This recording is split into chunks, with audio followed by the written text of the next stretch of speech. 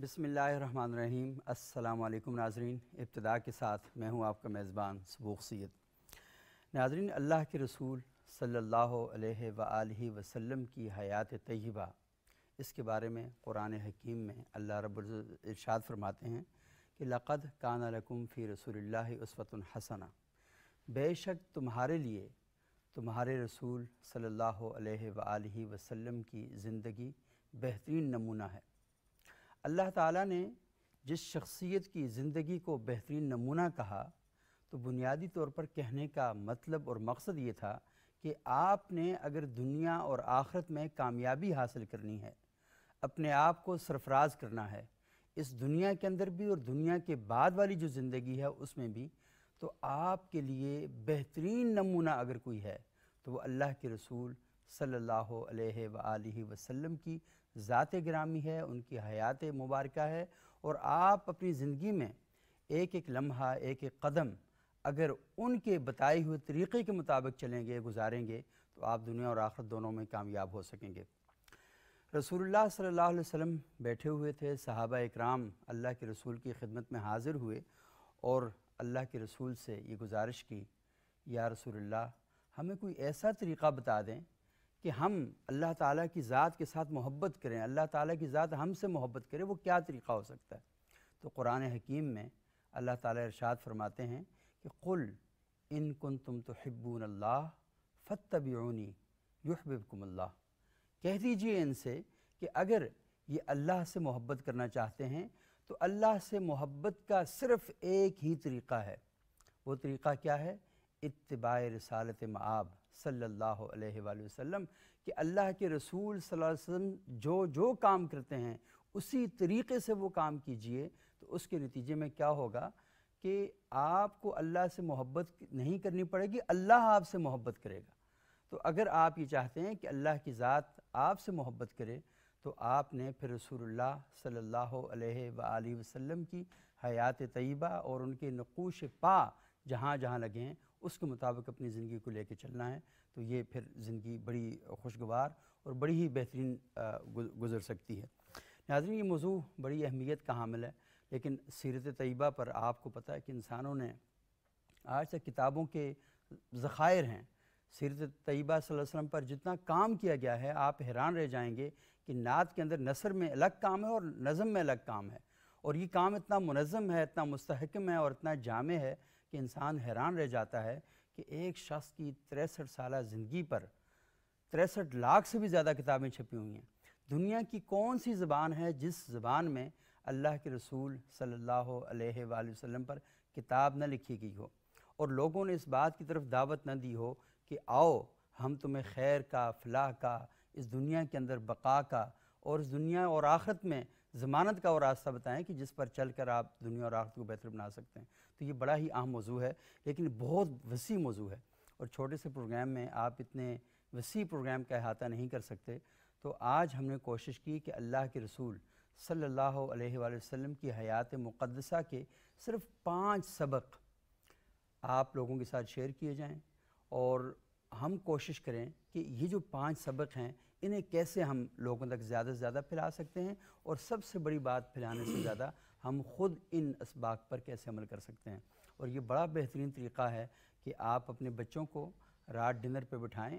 آج کل بچے موبائل لے کر کوئی کہاں بیٹھا ہوتا ہے، کوئی کہاں بیٹھا ہوتا ہے، جو کھانے پینے کے اوقات ہیں وہ سارے بدل گئے ہیں، سونے کے اوقات سارے بدل گئے ہیں۔ تو کم از کم آپ اپنے بچوں کے ساتھ بیٹھیں، اگر آپ ان کو اچھا انسان بنانا چاہتے ہیں تو کم از کم ان کے ساتھ بیٹھیں اور بیٹھ کے ان کو بتائیں کہ بیٹا بتاؤ، تم اسکول میں پڑھتے ہو، مدرسے میں پڑھتے ہو، اللہ کے رسول صلی اللہ علیہ وسلم کی زندگی کا کون سا پہلو ایسا ہے جو تمہیں بہت زیادہ اٹریکٹ کیا، جس نے بہت زیادہ اپیل کیا، تو کم از کم اس پر 5-10 منٹ کی ڈسکشن کر لیں، بڑی حد تک چیزیں جو ہیں وہ بہتر ہو سکتی ہیں۔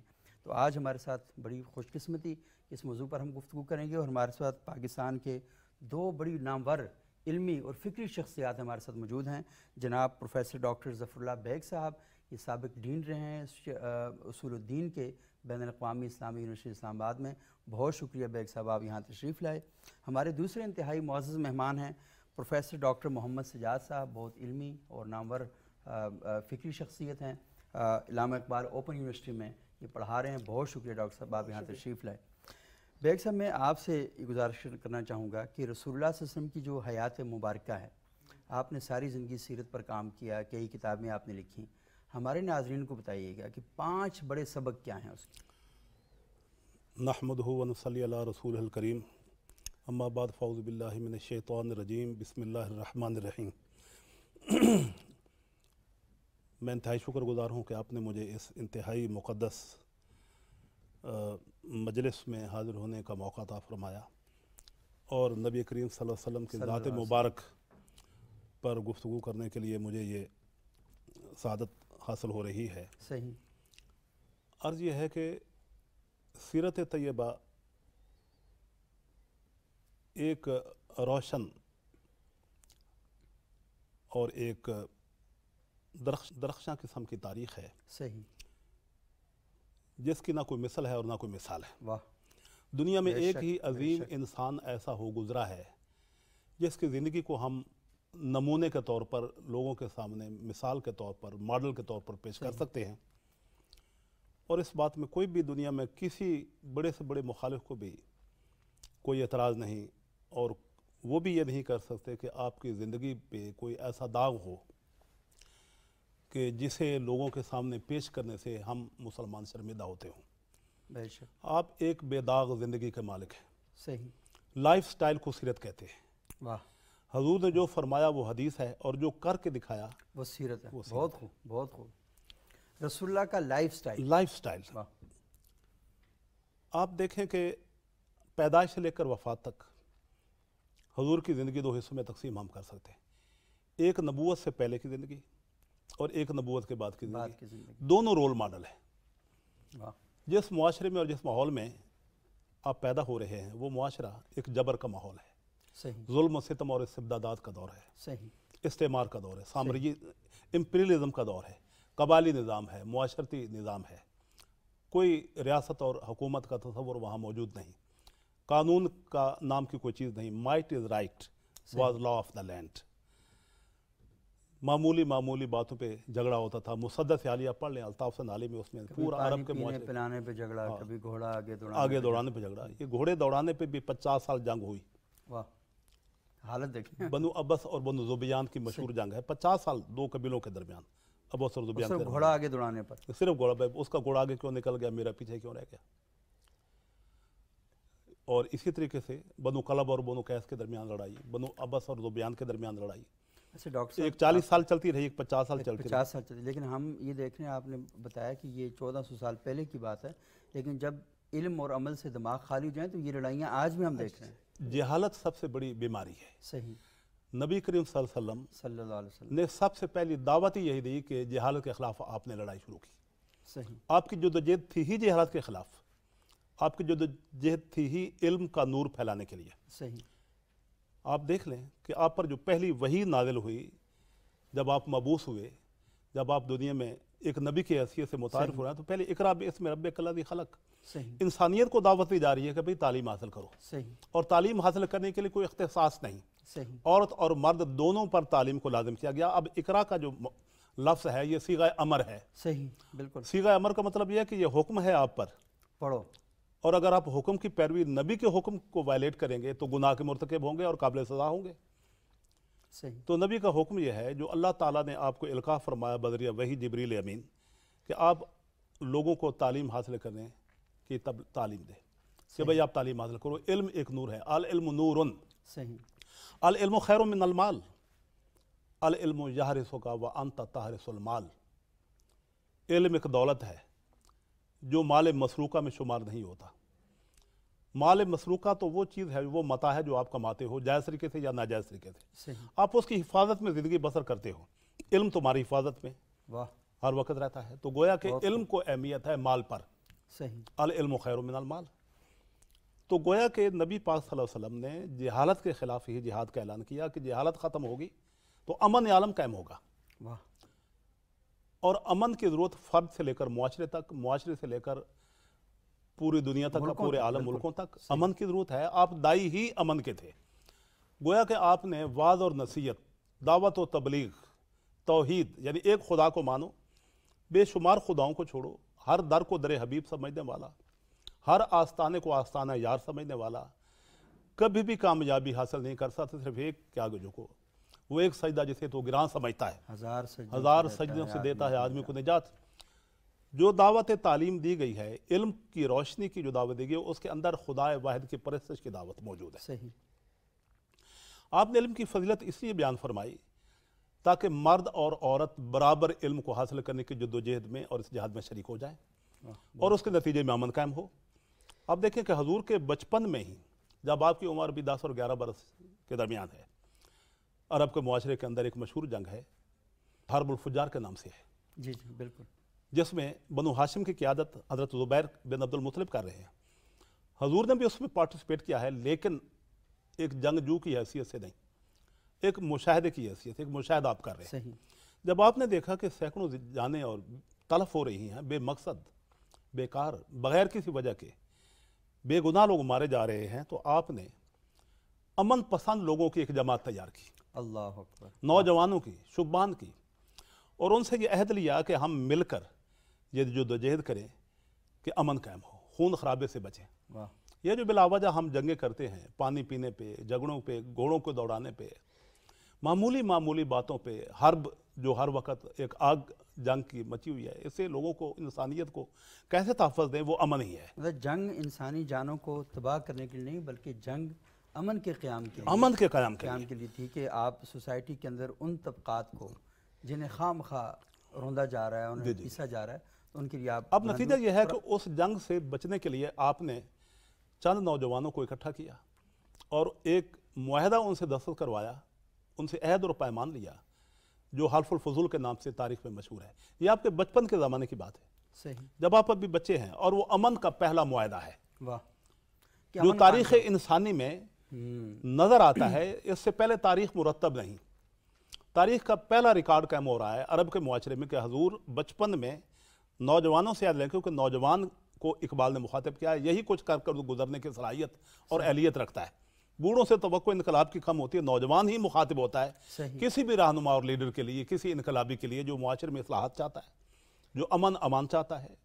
پھر امن معاشرے سے ہٹ کر پورے عالم، اب اسلام پوری دنیا کا مذہب بنایا، جب آپ مذہب تو وہ نہ رہا بلکہ دین بن گیا، تو وہ حلف الفضول کے نام سے پہلا معاہدہ ہے، جس کی 3 امپارٹنٹ شرائط یہ تھی کہ ہم ظالم کو پناہ نہیں دیں گے، واہ، ظالم کو ہم مظلوم کی مدد کریں گے، مظلوم کی یہ دوسری شق ہے۔ نمبر 1 ظالم کو سپورٹ نہیں کریں گے، نمبر 2 مظلوم کی مدد کریں گے،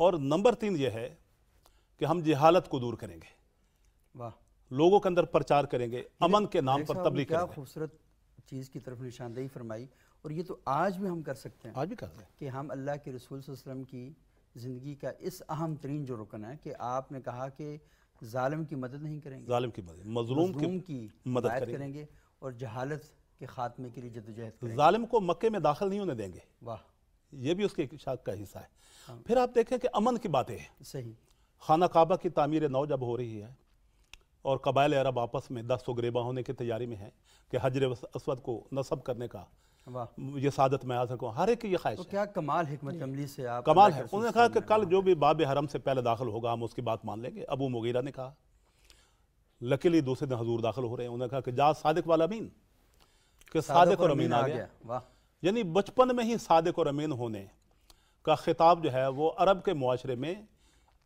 ان لوگوں سے حاصل کرے جو آسانی سے کسی دوسرے کو اپنے سے بڑا ماننے کو تیار نہیں۔ اچھا بیگ صاحب، یہ بڑی اہم بات آپ نے کہی کہ مکے کے معاشرے میں کوئی بھی کسی کو سپیریئر سمجھنے کے لیے تیار نہیں تھا، آپ نے قد کے برابر کسی کو دیکھو تیار نہیں تھا، لیکن ایک وصف اس معاشرے کے اندر بھی تھا جی کہ جب انہوں نے کہا نا جاز صادق الامین، کہ ایک سچا اور امانتدار آدمی آ گیا، اس کا مطلب اس سوسائٹی میں ایک سچے آدمی کی ضرورت ہے، اور ایماندار آدمی جو تھا اس کی ویلیو تھی، بالکل۔ لیکن ہم بدقسمتی کے ساتھ ایک ایسے معاشرے میں بڑھ رہے ہیں کہ جہاں پر سچے اور ایماندار آدمی کی ویلیو ہی نہیں ہے، ہم نے اس ویلیو کو ہی ختم کری، جو کور ویلیو تھی ہماری اسے ختم کر دیا، تو معاشرے کبھی بھی ان بنیادی اصاف کے بغیر تو چلنے کی صلاحیت اہلیت ہی نہیں رکھتے۔ آپ کا بعثت سے پہلے کی جو زندگی ہے جی وہ مقدمہ ہے، آپ کی نبوت کا مقدمہ ہے، نبوت کا مقدمہ ہے کہ لوگ دیکھیں کہ یہ آدمی صادق اور امین ہے اور کہیں جھوٹ تو نہیں بولتا۔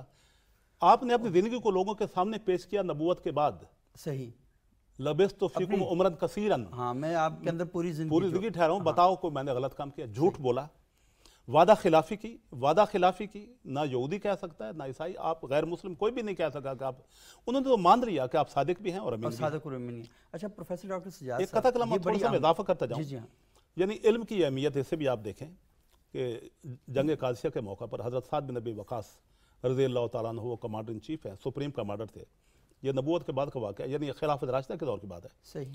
तो उन्होंने हज़रत साद बिन मिकरन को हज़रत मिकरन को भेजा एक लोगों के गिरोह के साथ कि जाएं कैसर रूम को जाकर मदाइन में अमन की दावत दें। सही। और उसको ये कहें कि हम लड़ने के लिए नहीं आए, हम तो अमन के दाई हैं, ज़मीनों पे कब्ज़ा करना, अपने हदूद को बढ़ाना, नाजायज़ कब्ज़ा करने वाले लोग हम नहीं हैं। सही। आपको हम अमन की दावत देते हैं और इस्लाम नामी अमन का है। सही। इस्लाम का मादा ही सीन और लाम और मीम है। सही। सलामती है, इसमें एक दूसरे से मिलने के लिए भी अस्सलाम अलैकुम कहा गया है। पूरे का पूरा इस्लाम अमन और सलामती की दावत है। तो हज़रत मिकरन ने जो वहाँ जाकर बात की कैसर रूम से मैदान में, तो उन्होंने ये कहा कि इन्ना कद उरसिलना सही लिनुखरिज अन्नास मिन ज़ुलुमातिल जिहालत इला नूरिल ईमान। वाह। नंबर 2 इस काम के लिए गया है, वमिन जौरल मलूक इला आदालिल इस्लाम, सही कि हम आपकी तरफ आए हैं, उरसिलना हम खुद नहीं आए, हम भेजे गए हैं, उरसिलना लिनुखरिज अन्नास ताकि लोगों को निकालें बिन ज़ुलुमातिल जिहाला, जिहालत की तारीकियों से, इला नूर ईमान, नूर की तरफ। गोया कि जहालत की ज़िद ईमान है। सही। यानी जहालत खत्म होगी, ईमान आएगा। सही। ईमान आएगा, सलामती होगी। ईमान का मादा भी अमन है। सही। ईमान का मादा भी अमन है, इस्लाम का मादा भी सलामती है। सही। तो गोया कि आप अहम बात, ये तीसरा अहम पहलू है सीरत का, कि जो तालीम का आगाज़ आपने फरमाया इकरा बिस्मि रब्बिकल्लज़ी खलक़, उस वही के साथ, उसके नतीजे में अमानत और दयानत दूसरा पहलू है कि आपने उसको फरोग और आपने उसको मिसाल बनाया। सही। सीरत की दूसरी मिसाल अमन और दयानत है, सदाकत और अमानत है। सही। और तीसरी रहनुमा असूल उसमें ये मुरतब किया कि भाई जिहालत के खिलाफ जदोजहद हम करके उसके नतीजे में सलामती और अदल को कायम करेंगे। बहुत शुक्रिया बेग साहब ने बहुत तफसील के साथ ये सारी बातें बयान फरमाई हैं। प्रोफेसर डॉक्टर सज्जाद साहब, ये जो बातें बेग साहब बता रहे हैं, लाजमी है हर शख्स बच्चा पैदा करता है, माशरे के अंदर रहता है, तो वो ये चाहता है कि सोसाइटी उसकी नेक नामी में इजाफ़ा करे और अपनी आमाल के ज़रिए सोसाइटी में अपनी नेक नामी में इजाफ़ा करे, और बच्चा वो ये चाहता है मेरा बच्चा सच्चा भी हो, वो उसी तरह सादिक़ और अमीन कहलाए, उसकी इज़्ज़त में इजाफ़े का सबब बने। लेकिन अमली तौर पर हम ये देखते हैं कि जब अमली मैदान आता है तो हम सब लोग बहुत अच्छी गुफ्तगू करते हैं, लेकिन अपने बच्चों के सामने झूठ बोलते हैं, तवक्को रखते हैं कि वो सादिक़ और अमीन बन जाए, अपने बच्चों के सामने करप्शन की बातें करते हैं और ये कहते हैं कि वो बहुत अच्छे इंसान बन जाएं। तो बताइएगा कि आपके नज़दीक अल्लाह के रसूल सल्लल्लाहु अलैहि वसल्लम की हयात तैयबा से जो 5 बड़े सबक हैं वो क्या हैं? बहुत शुक्रिया, डॉक्टर साहब ने बहुत ही तफसील के साथ 3 पहलू हमारे सामने रखे हैं। जहाँ तक इल्म की बात है तो ख़ुद नबी करीम सल्लल्लाहु अलैहि वसल्लम ने इल्म फैलाया भी और अपने लिए भी ये दुआ अल्लाह की तरफ से, कुर रब्बि ज़िदनी इल्मा, ऐ अल्लाह मेरे इल्म में भी इजाफ़ा फरमा। वाह। और आपने ज़ाहिर के जो पहला पैगाम और उम्मत के अंदर भी दिया, अगर आप हदीस की किताबें देखेंगे तो पहली जो किताब उम्मुन होती है किताबुल ईमान के बाद किताबुल इल्म है, और उसमें बेशुमार ऐसी हदीस मिलेंगी जिसमें बताया गया है कि इस कायनात के अंदर फरमाया कि 2 ही असल काम है। सही। फरमाया कि या तुम इल्म हासिल करो या दूसरों को इल्म दो। वाह, ये बताया। तो रसूलुल्लाह सल्लल्लाहु अलैहि वसल्लम ने खुद भी फरमाया कि मस्जिद नबी में 2 गुरु बैठे हैं, एक जिक्र कर रहा है, दूसरा तालीम दे रहा है। फरमाया दोनों बहुत ही उम्दा काम कर रहे हैं, लेकिन इन्नमा बुइस्तु मुअल्लिमा, मुझे अल्लाह ने बतौर एक उस्ताद की मुअल्लिम के भेजा है, तो आप इसको तरजीह दी है। तो पहली बात तो यह है कि हमें दुनिया के अंदर तालीम को आम करना है, हुसूल इल्म के लिए पहली तरजीह हमारी है। सही। इस वक्त आलम इस्लाम का अगर आप देखेंगे कि उम्मत मुसलमान जो सबसे पीछे है, उसकी बड़ी वजह भी यही है कि उनके अंदर इल्म से दूर है। उनके यहाँ खानगी का वो शरह नहीं जो दुनिया के दीगर ममालिक के अंदर है, ख़ुद वतन अजीज़ में ये मामला है। دوسری چیز جو رسول اللہ صلی اللہ علیہ وسلم کی سیرت سے ہمیں سبق ملتا ہے، رسول اللہ صلی اللہ علیہ وسلم کو جو دین عطا ہوا ہے، دین اسلام ایک ہی دین ہے جو حضرت آدم سے ہمیں ملتا ہے، اور حضور صلی اللہ علیہ وآلہ وسلم نے اس دین کی تکمیل فرمائی ہے، لیتمم یعنی فرمایا ہے اس کو۔ اور وہ دین کیا تھا؟ وہ وہی تعلیمات ہے جو تمام انبیاء دیتے گئے، توحید کی، عبادات کی، اصلاح کی، اخلاقیات کی۔ تو وہ دعوت دین جو تھی، یہ علم جب کا نور آ جاتا ہے تو پھر اگلا مرحلہ اس دین کو دوسروں تک پہنچانا ہے، بے شک۔ اور اسی لیے اس امت کی جو خصوصیت، امت محمدی علیہ الصلوۃ والسلام کی جو خصوصیت قرآن نے بیان کی ہے، کنتم خیر امت اخرجت للناس، تم بہترین امت ہو، تمہارا کام کیا ہے؟ لوگوں کو معروف کی طرف، نیکی بھلائی کی طرف دعوت دیتے ہو، برائیوں سے منع کرتے ہو۔ یہ ایک بنیادی کام ہے، سیرت کا پیغام ہے، اور وہ کیا پیغام ہے؟ اصلاح کا پیغام ہے، ایمان اور عقیدے کی دعوت ہے، عبادات جسے ہم روحانیات دین کہتے ہیں، یہ سیکھنا ہے۔ تیسرا مرحلہ جو بہت ہی بنیادی تعلیم ہمیں نظر آتی ہے، رسول اللہ صلی اللہ علیہ وآلہ وسلم انسانوں کی طرف رسول بنا کر، جنوں کی طرف رسول بنا کر بھیجے گئے۔ انسانی معاشرے کی جو بنیاد ہے وہ باہمی معاملات پر ہے، حقوق اور فرائض پر ہے، بالکل۔ آپ دیکھیے جیسے ڈاکٹر صاحب نے فرمایا کہ اس جاہلی معاشرے کے اندر اقدار موجود تھیں، جیسا آپ نے ذکر کیا، وہ سچائی کو سچائی سمجھتے تھے، امانت اور دیانت کے اصولوں کو جانتے تھے، صبر و استقلال کا پتہ تھا، اور بہت ساری خوبیاں ان کے اندر تھیں۔ یہی وجہ ہے کہ اللہ رب العزت نے اس قوم کا انتخاب فرمایا جس میں آقا دو جہاں صلی اللہ علیہ وسلم، اس امت میں کچھ صلاحیتیں تھیں، اسی وجہ سے امت کا انتخاب ہوا، اس میں آخری نبی بھی رسول اللہ صلی اللہ علیہ وآلہ وسلم نے اس امت میں سے وہ تمام برائیاں ختم کر دی، اور نیکیاں جو تھیں، بھلائیاں جو تھیں، وہ ان کو عطا کی۔ وہ بتایا کہ انسان کا انسان کے ساتھ تعلق کیسا ہوتا ہے وہ معاملات میں۔ اب دیکھیے سب سے بہترین تعلق اور ابتدا توحید اور رسالت کے بعد جو ہوتی ہے وہ والدین سے ہوتی ہے۔ فرمایا کہ والدین کی کیا حقوق ہے؟ وَقَضَىٰ رَبُّكَ أَلَّا تَعْبُدُوا إِلَّا إِيَّاهُ وَبِالْوَالِدَيْنِ إِحْسَانًا۔ اب والدین کی حقوق ہے، رشتہ داروں کی حقوق کیا ہیں، انسانوں کی حقوق کیا ہیں، ہمسایوں کی حقوق کیا ہیں، استاد اور شاگرد کے، میاں بیوی کے حقوق اور فرائض کیا ہیں، دوستوں کے کیا کیا حقوق ہیں۔ یہ ساری تعلیمات دیکھیے جن کا معاملات کے باب میں کیا خوبصورت معاملات چلتے جائیں گے۔ یہ تیسرا بڑا پوائنٹ ہے۔ اور چوتھی چیز جو ہمیں سیرت سے ملتی ہے، جو میں یہ کہتا ہوں یہ پورے دین کا جو حسن ہے، جو خوبصورتی ہے، جو ایک روشن پہلو ہے سیرت کی تعمیر جس سے ہوتی ہے، شخصیت کی تعمیر جس سے ہوتی ہے، وہ اخلاقیات ہے۔ صحیح۔ آپ توحید کے قائل ہوں، آپ عبادات بھی کر رہے ہوں، لوگوں سے اچھے معاملات بھی تمہارے ہوں، لیکن جو اخلاق کا حسن ہے وہ اس کے اندر وہ چاشنی نہ ہو تو یہ ساری چیزیں بے روح ہو جاتی ہیں۔ بڑی اہم بات آپ کر رہے ہیں، بالکل۔ اس لیے دین کا حسن چاہے معاشیات کا پہلو کیوں نہ ہو، وہاں بھی یہ بات آتی ہے کہ معاشیات کا تعلق اخلاقیات کے ساتھ بھی ہے، اخلاقیات کا جڑا ہوا ہے۔ بچہ اس دکان سے دوسری بار ٹافی نہیں لیتا اگر دکاندار اس کو گھر کے دیکھے تو رسول اللہ صلی اللہ علیہ وآلہ وسلم کی خود شخصیت کے بارے میں قرآن کہتا ہے وَإِنَّكَ لَعَلَىٰ خُلُقٍ عَظِيمٍ، آپ اخلاق کے اعلیٰ درجے پر ہیں۔ اور یہی تعلیم آپ نے رسول اللہ صلی اللہ علیہ وسلم نے پوری امت کو دی ہے کہ آپ نے اخلاق فرمایا تم میں ایمان کے بعد کامل مومن وہ ہے جو اخلاق میں سب سے بہتر ہے۔ اور کامل مومن وہ ہے جو اخلاق میں سب سے بہتر ہے۔ اور رسول اللہ صلی اللہ علیہ وسلم پھر اخلاق کا تصور ہمارے یہاں بدقسمتی سے یہ سمجھ لیا گیا ہے کہ یہ ایسی چند کوئی اخلاقی باتیں ہیں، نہیں، اخلاقی باتوں پر عمل کرنے کا نام اخلاق ہے، یہ عملی کام ہے، یہ صرف کوئی فلسفی نہیں ہے کہ ہم بیان کریں سچ بہت اچھی چیز ہے، سچ بہت اچھی چیز ہے، سچ کا اپنے پہ اطلاق کرنا صحیح بات، یہ چیز ہے۔ آپ لوگوں کو دیانت کی دعوت دیتے رہیں اور خود بے دیانتی کریں، بہت اچھا دیانت کریں، سچائی کریں، جھوٹ نہ بولیں، بہت اپنی عفت و عصمت کی حفاظت کریں، پاکیزگی اختیار کریں، لیکن آپ کا خود عمل اس پر نہ ہو۔ اصل ہم اپنے چہرے پر نا ایک اور چہرہ چڑھا کے رکھا ہوا ہے، ہم لوگوں کے ساتھ معاملہ کرنے کے لیے اور ہیں، اپنے گھر میں اور ہیں اور اصل میں کچھ اور ہیں۔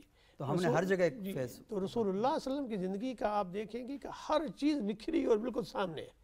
صحیح بے شک. آپ نے فرمایا تم میں سب سے بہتر وہ ہے جو اپنے اہل خانہ کے ساتھ بہتر. خیرکم لأہلی وانا خیر لأہلی. اور آپ دیکھیے کہ معاملات کرتے وقت آپ کتنی آسانی سے پیش کرتے تھے, دین کو کتنی آسانی کے ساتھ پیش فرماتے تھے, بچوں کے ساتھ آپ کا طرز عمل, اہل خانہ کے ساتھ اور پورے معاشرے کے ساتھ آپ کا طرز عمل. تو اصل میں یہ چوتھا آپ نے جو بڑی اہم باتیں کی, سب سے پہلی بات تو یہ ہے کہ علم. جی, کیونکہ علم جس معاشرے کے اندر ہوگا وہاں حسد, کینہ, نفرت, بغض, یہ ساری چیزیں ختم ہوں گی اور ایک تحقیقی رویہ فروغ پائے گا. اور دوسری بات یہ ہے کہ عبادات, کہ آپ اپنے آپ کو اللہ کے ساتھ کنیکٹ کریں جس طرح اللہ کے رسول نے بتایا. وہ کہا نا صلو کما رأیتمونی اصلی, نماز اس طرح پڑھو جس طرح مجھے نماز پڑھتے ہوئے دیکھا. یہ کریں. اور تیسری بات آپ نے ارشاد فرمائی کہ معاملات جو ہیں, معاملات میں آپ کو بالکل کلیئر ہونا چاہیے. آپ کو کہیں دو نمبری, دغا بازی, فراڈ, ذخیرہ اندوزی, قیمتوں کو بڑھانا, یہ چیزیں نہیں کرنی چاہیے. اور چوتھی بات آپ نے ارشاد فرمائی کہ اخلاق جو ہے, اخلاق اگر یہ ساری چیزیں آپ کے اندر ہیں, لیکن وہ ہمارے ہاں وہ کہتے ہیں نا جی کہ ایسے لوگوں کی بھی تعریف کرنا شروع ہو گئے. وہ یہ کہتے ہیں کہ دیکھیں جی زبان کا ذرا سخت ہے لیکن بندہ اچھا آدمی ہے. بھائی اس کا اخلاق ہی اگر اچھا نہیں ہے تو یہ ساری چیزیں اکٹھی پیکج ہے. ایسا نہیں ہو سکتا کہ آپ پیسز میں اس کو لے کے چلیں گے. تو اخلاق سب سے اچھا. اور پانچویں چیز میں یہ کہنا چاہوں گا کہ رسول اللہ صلی اللہ علیہ وسلم کے بارے میں قرآن فرمایا ہے کہ میں تمام جہانوں کی طرف رسول بنا کر بھیجا گیا ہوں. پوری انسانیت جو ہے آپ اس کے لیے رسول ہیں, اور انسانوں کے بھی کچھ حقوق ہیں. اور ان میں سب سے بنیادی چیز رفع عامہ اور فلاح عامہ ہے. اس میں کسی عقیدے یا مذہب کو نہیں دیکھا جائے گا, انسان کو دیکھا جائے گا. صحیح. کیونکہ تقریم انسانیت اور فضیلت انسانیت قرآن نے حکم دیا ہے, وَلَقَدْ كَرَّمْنَا بَنِي آدَمَ. رسول اللہ صلی اللہ علیہ وسلم اس لیے آخری خطبے میں بھی فرمایا یا ایھا الناس, اے لوگو, جاہلیت کے جتنے بت تھے وہ میرے پاؤں کے نیچے رون ڈالے. اور فرمایا کہ کسی پر کوئی فضیلت نہیں ہے سوائے تقوی کے. یہ دیکھیے, یہ تعصبات کے سارے بت ختم ہو گئے, بالکل. انسانیت کو ایک وحدت کی لڑی میں پرویا گیا. پھر فرمایا کہ سب سے افضل الخلق و عیال اللہ. واہ. یہ پوری مخلوق اللہ کا کنبہ ہے. جو ان کے ساتھ بہتر ہے اللہ اسے پسند کرے گا. اس لیے اس وقت ضرورت یہ ہے کہ انسانوں سے محبت سے بڑھ کر عملی محبت کا اظہار یہ ہے کہ جو ضرورت مند ہے اس کی ضرورت کو پورا کیا جائے. اس کی ضرورت کو پورا کرنا. جو مفلوق الحال ہے اس کی مدد کی جائے. معاشرے کے اندر بھلائیوں کو فروغ دیا جائے, رفع عامہ کو فروغ دیا جائے, انسانیت کی بہتری کے لیے ہر کوشش کی جائے. جتنی آپ کی صلاحیت ہے, جس مقام پر آپ کام کر رہے ہیں, جتنی آپ کی صلاحیت ہے, اس صلاحیت کو حضور صلی اللہ علیہ وسلم فرمایا کہ راستے میں کوئی کانٹا پڑا ہوا ہے اسے ہٹا دینا بھی نیکی ہے, اور اپنے بھائی سے مسکرا دینا بھی ایک صدقہ ہے. لیکن ڈاکٹر صاحب ہمارے ہاں تو مسئلہ یہ کہ راستوں میں کانٹے ہٹانے والے تو دور ہی ختم ہو گئے. اب تو راستوں میں رکاوٹیں کھڑی کر رہے ہیں. کبھی وی آئی پیز کے نام پر راستے بند کر دیے جاتے ہیں, کبھی جلوسوں کے نام پر راستے بند کر دیے جاتے ہیں, اپنے حقوق کے لیے راستے بند کرتے ہیں, اور یہ دیکھے بغیر کہ گرمی کی شدت کیا ہے, اور عورتیں بچے بھوک سے پیاس سے بلک رہے ہوتے ہیں, اور وہ کبھی بھی کوئی ان کی فکر نہیں کرتا, اور راستے بند کر دیے جاتے ہیں. اور بعض کا دین کے نام پر راستے بند کر دیے جاتے ہیں کہ اللہ کے رسول آئے کہ وہ اوپن کریں, یہ سارا کریں, لیکن یہ کام جو ہے یہ کیا جاتا ہے. اس میں مجھے ایک حدیث یاد آ رہی ہے, المسلم من سلم المسلمون من لسانہ و یدہ, کہ مسلمان کی شناخت اور پہچان, آئیڈینٹی ہی یہی ہے اس کے ہاتھ اور زبان سے دوسرے لوگ محفوظ رہیں. زبان اور ہاتھ سے دوسروں کی حفاظت, اس پر آپ نے زور دیا ہے کہ انصاف, امن اور ظلم کو قائم کرنے کے لیے اور ظلم کا راستہ روکنے کے لیے ضروری ہے کہ آپ اپنے ہاتھوں کو روک رکھیں اور اپنی زبان کو بھی روکیں. اب آپ دیکھیں, زبان سے زیادہ خطرناک کوئی تلوار بھی نہیں. بے شک. سیف ہو جس کی زبان, شمشیر کی حاجت نہیں. سیف ہو جس کی زبان, شمشیر کی حاجت نہیں. واہ. جس کی زبان تلوار ہے. ایسا ہی ہے.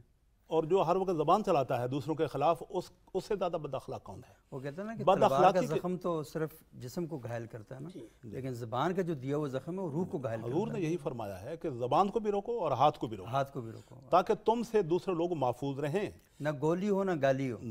اب پھر دوسری بات یہ ہے کہ اگر آپ زبان سے دوسروں پر الزام تراشی کرتے ہیں، تہمتیں لگاتے ہیں، ان کے نسب پر تان کرتے ہیں، تو قرآن اور حدیث دونوں میں اس پر وعید ہے۔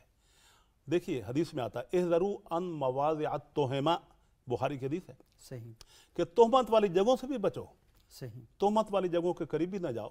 صحیح کسی پر تم تہمت لگاؤ گے، اس کا نتیجہ جو وہ بھگتے گا وہ آپ بھی نہیں جانتے۔ صحیح۔ آپ تو تہمت لگا کر نکل گئے، لیکن وہ ساری زندگی سوائیاں دیتا رہے گا، ممکن اپنی پوزیشن واضح نہ کر سکے۔ سیرت طیبہ کا مرنے کے بعد تک وہ تہمتیں ساتھ چلتی ہیں۔ حضور یہی یہ وہ فرماتے بندہ ہیں، تھا، یہ وہ ہے کہ آپ نے، اور پھر قرآن میں آتا ہے صحیح کہ وَلَا تَلْمِزُوا بِالْأَلْقَابِ، صحیح، بِئْسَ الْإِسْمُ بَعْدَ الْفُسُوقِ، واہ، الزام تراشی سے بچو، کسی پر الزام نہ لگاؤ۔ قرآن ہے، یہ اخلاقیات کا عروج ہے، کسی کو برے لقب سے مت پکارو۔ یہ اخلاق کا عروج ہے، اخلاق نبوی کا عروج ہے۔ صحیح پھر سیرت کا پہلا ماخذ قرآن ہے۔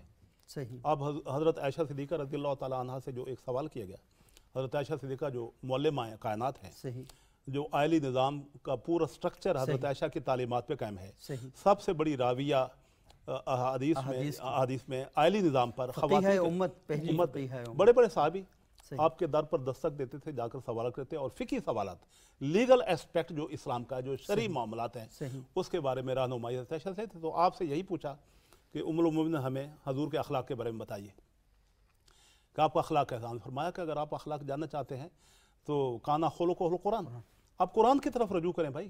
قرآن میں آپ کو بے شمار مثالیں ملیں گی اخلاق نبوی کی، پورے کا پورا قرآن اخلاق پہ قائم ہے۔ اسپیشلی ہم یہ دیکھتے ہیں آپ کہ وہ دیکھیں کہ جو جدید ٹرینڈ سیرت نویسی کا چل نکلا ہے، صحیح، اس میں یہ کمال ہے کہ السیرہ فی القرآن، واہ، کہ قرآن سے سیرت، قرآن کو ہی ماخذ بنا کر سیرت قرآن صاحب قرآن کے بارے میں کیا کہتا ہے؟ بس دوسرا یہ ہے کہ السیرہ فی الحدیث، صحیح حدیث کو ماخذ بنا کر سیرت متصور کرو۔ صحیح تیسرا ماخذ السیرہ فی التاریخ، تاریخ میں سیرت کیا ہے۔ صحیح پھر السیرہ فی الفقہ، قانون میں سیرت کیا ہے۔ صحیح یعنی حضور کی زندگی ہر پہلو میں انسانیت کی بھلائی اور رہنمائی، قانون جو شریعت ہے یہ بھی بھلائی پر قائم ہے، صحیح یہ بھی اخلاق پر قائم ہے۔ بعثت لأتمم مکارم الاخلاق، تکمیل اخلاق کے لیے ہی حضور کی بعثت ہے۔ صحیح گویا کہ بد اخلاقی کو دور کرنے کے لیے اخلاق کو غالب کرنا، یہ نبوت سیرت نبوی کا اہم پہلو ہے۔ اور آپ معاشرے میں اگر اخلاقیات کے حوالے سے باتیں کم کر دیں گے، ہمارے ٹی وی چینلز پر، ممبر و محراب پر اخلاق کے بارے میں گفتگو کم ہوگی، تو نتیجے کے طور پر معاشرے میں جو چیز بڑھے گی وہ بد اخلاقی یا بے اخلاقی ہوگی۔ آپ یہ حیران ہوں گے جو ارشاد ہے بڑا کفر اور اسلام کی تمیز میں صحیح علم کے حاصل کرنے کے لیے حضور نے یہ فرق مٹا دیا کہ علم آپ حاصل کرو چاہے چین جانا پڑے۔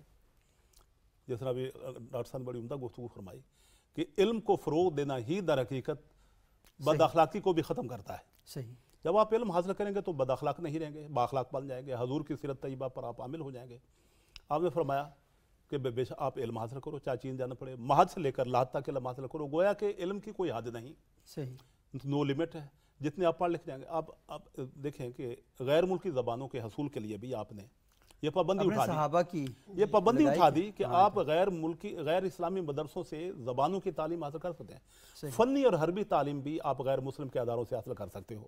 لیکن یہاں پر ہم نے دیکھا کہ ایک پوری موومنٹ چلی کہ آپ انگریزی زبان نہ سیکھیں، نہیں، کیونکہ استعمار کی زبان۔ اب آپ دیکھیں کہ انگریزی کا خالق بھی خدا ہے، زبانوں کا خالق خدا ہے، صحیح، زبانیں تمام مخلوق ہیں۔ آپ نے زبانوں کو پاک یا ناپاک خطوں میں تقسیم نہیں فرمایا، صحیح، زبانوں کا خالق بھی خدا ہے۔ اور حضور نے حضرت زید بن ثابت کو خیبر بھیجا کہ سریانی زبان جا کر یہودیوں کے مدارس سے حاصل کرو۔ صحیح 17 دن کے اندر سریانی زبان حضرت زید بن ثابت نے سیکھ لی، اور وہ کورسپونڈنس جو ریاست کی ہے اپنے محتاط اداروں کے ساتھ یا دوسری ریاستوں کے ساتھ یا دوسرے لوگوں کے ساتھ وہ آسان ہو گئی کہ سریانی زبان میں آپ خط و کتابت کرنے لگے، آپ کے جتنے بھی دستاویزات ہیں وہ اسی زبان میں۔ پھر عسکری اور حربی تعلیم کے لیے آپ نے کچھ صحابہ کو یمن بھیجا صحیح کہ وہاں سے جا کر تعلیم، چنانکہ منجنیق اور دبابہ کا استعمال جو عرب میں نہیں تھا وہ شروع ہو گیا، مسلمانوں نے وہاں سے سیکھا۔ اچھا، یہ بیگ صاحب آپ بڑی اہم باتیں کر رہے ہیں۔ ڈاکٹر سجاد سے میں تھوڑا سا آپ سے جاننا چاہوں گا کہ آج کے دور میں کیونکہ لوگوں کے پاس وقت بہت کم ہے اور وہ کوئی اس موضوع پر ریسرچ تو کر نہیں رہے کہ سیرت النبی صلی اللہ علیہ وسلم کی اس پر نہ انہوں نے کوئی کتاب لکھنی ہے، انہیں تو کچھ چیزیں لینی ہیں اور اپنی زندگی میں اس پر عمل کرنا ہے۔ تو یہ بتائیں کہ کوئی آپ کے ذہن میں کتابیں ہیں جو آپ ریکمینڈ کر سکیں ہمارے ناظرین تک کہ مختصر سی کتابیں ہوں، چھوٹی سی کتابیں ہوں، وہ پڑھ کے اپنے گھر کے ماحول کو، گلی محلے کے ماحول کو بہتر بنا سکیں؟ الحمدللہ امت نے آقا دو جہاں صلی اللہ علیہ وسلم کی مختلف جہاد پر بہت ہی عمدہ تحقیقی کام بھی کیا ہے، اصلاحی اور تعمیری اور تربیتی پہلو سے بھی بہت عمدہ لٹریچر ہر زبان میں اور خصوصاً اردو ادب میں سیرت کا ایک بہت بڑا لٹریچر ہمارے سامنے ہے۔ صحیح۔ بچوں کے حوالے سے ہم دیکھتے ہیں کہ بہت ہی خوبصورت تخلیقات ہوئی ہیں۔ صحیح۔ حال ہی میں ہمارے ایک دوست ہیں پروفیسر محمد آصف صاحب، انہوں نے رسول اللہ صلی اللہ علیہ وسلم کی سیرت پر ایک سیریز ترتیب زمانی کے ساتھ پوری الگ، پھر حضور صلی اللہ علیہ وسلم کے ایک ایک پہلو پر الگ، صحیح، آپ کی شمائل کے پہلو، آپ کے اوصاف، آپ کا ختم نبوت، یہ پہلو، یہ تقریباً کوئی 15 کتابیں مختصر بچوں کے ساتھ، بچوں کے لیے انہی کی زبان میں، کیونکہ بچوں کے لیے لکھنا بڑا مشکل ہوتا ہے، لیکن اس کی سطح پر جا کے بہت ہی آسان انداز میں لکھا ایک طریقہ ہے۔ احسان بھی ہے کہ حضور کا بچپن اور ننھے حضور، یہ بڑی خوبصورت بچوں کے لیے کتابیں ہیں۔ جی جی، اسی طرح ہماری بہنوں نے اور بچیوں کی تعلیم کے لیے بھی خاص طور پر ان کو کس چیز زیادہ ضرورت ہوتی ہے، خواتین نے بہت اچھی سیرت نگاری کی ہے اور بڑی عمدہ کتابیں ہمارے سامنے آتی ہیں، وہ کتابیں موجود ہیں۔ پروفیسر طالب ہاشمی ایک بہت ہی اچھے سیرت نگار تھے، انہوں نے بہت ہی آسان میں رحمۃ للعالمین کے نام سے ایک کتاب لکھی ہے۔ اسی طرح جو محققین ہیں جو سیرت کے مختلف پہلوؤں پر تحقیق کرنا چاہتے ہیں اور واقعات کو تفصیل سے پڑھنا چاہتے ہیں، ان کے لیے مولانا ادریس کانروی کی سیرت مصطفیٰ اور ہمارے بہت ہی محترم مرحوم پروفیسر یاسین مظہر صدیقی کی رسول اکرم صلی اللہ علیہ وسلم کی ریاست اور نشو و نما، اس پر پورا ایک بہت عمدہ مقالہ ہے۔ اسی طرح علامہ شبلی، جو ہم بلا شبہ ہم یہ کہہ سکتے ہیں کہ اردو ادب میں سیرت پر ایسی شاندار کتاب ہمارے لیے سید سلمان ندوی رحمۃ اللہ علیہ، اور انہوں نے 7 جلدوں میں ہمارے سامنے ہے، پورا انسائکلوپیڈیا ہے جو ہمارے سامنے ہے۔ اسی طرح ہمارے پروفیسر استاد محترم ڈاکٹر خالد علوی صاحب نے ایک بڑی خوبصورت کتاب مرتب کی، رسول اللہ صلی اللہ علیہ وسلم کے مختلف پہلوؤں کو سامنے رکھ کر، حضور بطور معلم، بطور دائی، بطور سربراہ خاندان، بطور سپہ سالار، انسان کامل کے نام سے بڑی خوبصورت کتاب ہے، بڑی جامع کتاب ہے۔ تو اردو ادب میں بہت ہی ایک بڑا ذخیرہ ہمارے کسی لائبریری میں چلے جائیں تو آپ کو ماشاءاللہ بے شمار کتابیں ان موضوعات پر مل جائیں گی۔ اور ایک اور کتاب میں چاہوں گا کہ آپ کا علم زیادہ ہے، لیکن پروفیسر ڈاکٹر مرحوم ڈاکٹر محمود احمد غازی صاحب، ان کے جو لیکچرز ہیں وہ آڈیو میں بھی ہیں، اور میرا خیال یہ ہے کہ اگر دعویٰ اکیڈمی بین الاقوامی اسلامی یونیورسٹی سے ان کی CD حاصل کر لی جائے، اور آپ جب گاڑی میں بیٹھے ہوں تو ڈرائیور حضرات جو ہیں اگر وہ لیکچر لگا دیا کریں لمبے سفر میں، کوئی کراچی جا رہا ہے تو آپ وہ چلا دیں تو سب لوگ سنتے جائیں گے، اور جو سفر ہے وہ ماشاءاللہ ایک بہترین ذریعہ ہوگا علم کے فروغ کا، اور وہ چھپے بھی ہوئے ہیں محاضرات سیرت کے نام سے اور اسلامک یونیورسٹی میں شائع کی۔ ڈاکٹر صاحب تو کمال یہ ہے کہ پورا جو ذخیرہ سیرت کا، صحیح، اس کی جتنی جہات ہیں وہ ساری وہ انہوں نے تفصیل کے ساتھ ہمارے سامنے رکھی ہیں کہ خود اس ادب کے اندر کتنا مواد موجود ہے۔ صحیح۔ اور ایک بڑی، جیسے ہم مجدد علوم سیرت، خود ڈاکٹر غازی صاحب کا یہ لقب ان کو دیا ہوا ہے، وہ ڈاکٹر محمد حمید اللہ ہے۔ ڈاکٹر محمد حمید اللہ کی مختلف سطح پر کتابیں ہیں، محمد الرسول اللہ، اسی طرح حضور کا سیاسی زندگی، عہد نبوی کا نظام حکمرانی، اور حضور اکرم صلی اللہ علیہ وسلم کی حکمرانی اور جانشینی، یہ ان کے بڑا تخصص کے ساتھ انہوں نے سیرت پر کام کیا ہے۔ تو جو جس کا ذوق ہے چاہیں تو جا کر ہم وہ حاصل کر سکتے ہیں۔ میں آپ کو چھوٹی سی یاد کروں، 1-2 کتابوں کا میں زبانی ذکر کر دوں۔ ایک چھوٹی سے چھوٹی کتاب میں جو پڑھنے میں بہت دلچسپی اور اٹریکشن کا باعث بنتی ہیں سیرت پر اردو زبان میں، ان میں ایک محمد عربی ہے عنایت اللہ سبحانی کی۔ اچھا، میں جب FA کا اسٹوڈنٹ تھا تو یہ کتاب میں بار بار پڑھتا تھا، کیونکہ محمد عربی عنایت اللہ سبحانی کی کتاب، اس میں یعنی قرآن کو ہی بنا کر ماخذ بنا کر اس کو مرتب کیا گیا۔ میں FA میں اس کا حافظ ہوتا تھا۔ اچھا، بڑی اعلیٰ کتاب ہے، قرآنی آیات کو سامنے رکھ کر۔ دوسری کتاب کون سی؟ یہ بھی ہے، اور پھر ایک کتاب جو انعام یافتہ بھی ہے وہ آپ پڑھ لیں، الرحیق المختوم پڑھیں، صفی الرحمان مبارک پوری صاحب کی۔ ایک تیسری کتاب پیغمبر اعظم و آخر ڈاکٹر نصیر احمد ناصر کی کتاب پڑھیں۔ یہ بڑا اہم ہے، ہم انشاءاللہ سیرت پر کون سا لٹریچر جو ہے وہ لوگوں ویسے میں آپ کو ایک عرض کروں کہ محققین کی کتابوں میں، جیسے ڈاکٹر سجاد صاحب نے فرمایا، ڈاکٹر حمیداللہ واقعی مجدد فیض سیرہ ہے، اس کی ہر کتاب جو ہے وہ کمال ہے، ہر کتاب۔ بہت شکریہ جناب پروفیسر ڈاکٹر ظفر اللہ بیگ صاحب، جناب پروفیسر ڈاکٹر محمد سجاد صاحب۔ ناظرین، آج ہم نے گفتگو کی کہ رسول اللہ صلی اللہ علیہ وآلہ وسلم کی سیرت کے 5 بڑے سبق کیا ہیں، اور ہمارے جو اسکالرس ہیں انہوں نے بہت ہی زبردست انداز میں یہ گفتگو فرمائی۔ ایک دو باتیں کر کے میں پروگرام ختم کروں گا کہ اللہ کے رسول صلی اللہ علیہ وسلم سے جو سب سے بڑی چیز میں سمجھتا ہوں کہ ہمیں سیکھنی چاہیے، اور میں نے کوشش کی سیکھوں بھی، وہ رد عمل ہے کہ اللہ کے رسول صلی اللہ علیہ وسلم نے رد عمل کیسا دیا۔ جب آپ پر کوئی واقعہ پیش آیا تو یہ بہت سے واقعات ہیں، وہ آپ پڑھیں۔ اس کے علاوہ اللہ کے رسول جس سے بات کرتے تھے، جس کی بات سنتے تھے، انتہائی توجہ کے ساتھ اس کی بات سنتے تھے، اور یہ احساس دلاتے تھے کہ میں تمہاری بات ہر حوالے سے سن رہا ہوں۔ اچھا، ایک اور بات، گفتگو کرتے ہوئے اللہ کے رسول انتہائی آرام سے اور ٹھہر ٹھہر کر بات کرتے تھے۔ تو آپ جب بھی اپنے بچوں کے ساتھ بات کریں، اپنے شاگردوں کے ساتھ بات کریں، تو انتہائی آرام سے اور ٹھہر ٹھہر کی جو بات ہے وہ کرتے رہیں۔ بچوں پر شفقت فرماتے تھے، بڑوں کا ادب فرماتے تھے۔ سیدنا فاروق اعظم نے فرمایا کہ الدین کلہ ادب، دین سارے کا سارا ادب ہے۔ اور آخری بات، اللہ کے رسول صلی اللہ علیہ وسلم نے 9 نصیحتیں کی تھیں، ان میں جو سب سے بڑی نصیحت تھی وہ یہ تھا، جو تم سے توڑے تم مجھ سے جوڑو۔ تو ناراضگی 3 دن سے زیادہ آپ کو نہیں بڑھانی چاہیے، اور آپ کوشش کریں کہ جو بھی شخص آپ سے قطع تعلقی کرے، آپ چلے جائیں، بھلے غلطی اس کی کیوں نہ ہو، لیکن اس کو یہ احساس دلائیں کہ آخر معاشرے کا اس سے اچھا انسان بنانا ہے۔ تو ناظرین، آج کا پروگرام یہاں تک ہی ہم ختم کرتے ہیں۔ انشاءاللہ اگلے پروگرام میں دوبارہ آپ کی خدمت میں حاضر ہوں گے۔ بہت شکریہ، السلام علیکم۔